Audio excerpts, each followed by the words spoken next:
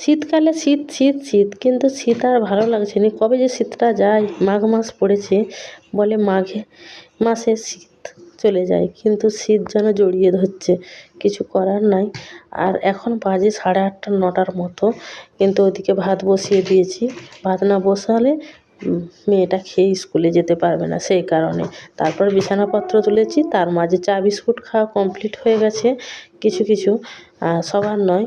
তারপরে এখানে ওরা উঠে পড়েছে, সেই জন্য বিছানাপত্রটা গুটিয়ে দিচ্ছি।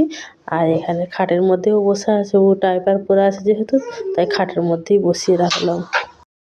তারপর বিছানাটা কমপ্লিট করে নিয়ে এখানে শোকেসের এই আলনাটা কিছু কম গুছিয়ে নিচ্ছি। গুছোতে অনেকটাই সময় লেগে গেছিলো, কিন্তু আমি প্রতিটা পার্ট আমি ভিডিও আকারে দেখাইনি। যাই হোক, আর এখানে চেয়ারটা তোলার কারণ হচ্ছে, চেয়ারটা নিয়ে বাচ্চারা খুব দুষ্টুমি করে, যেমন আমার মেয়ে, তার সাথে ভাগ্নির ছেলে। সেই কারণে ভাবছিলাম ওই কর্নারটায় ঢোকানো যায় নাকি, কিন্তু না, একদম হচ্ছিল না, তাই আবার উপরে তুলে রাখলাম। আর এখানে কিছু কিছু কাপড় আমি একটু একটু করে গুছিয়ে নিচ্ছি। তারপরে একটু ফ্রিজের ভেতরে দুধ আর ডিমটা ছিল, কিন্তু ডিমটা আমি বের করে রেখেছিলাম, তার মাঝে রচা করে